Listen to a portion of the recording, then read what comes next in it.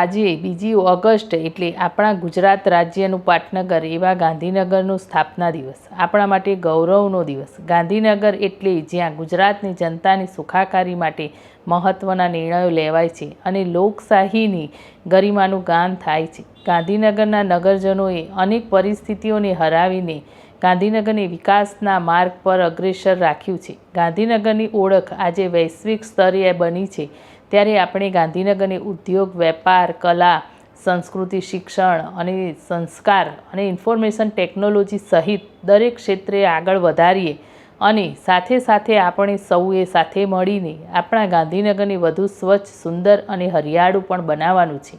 આવનારા સમયમાં પણ ગાંધીનગર પ્રગતિના પંથ પર આ જ રીતે આગળ વધતું રહે એવી જ અભ્યર્થના સાથે સૌ નગરજનોને ફરી એકવાર ખૂબ ખૂબ શુભકામનાઓ પાઠવું છું। નમસ્કાર।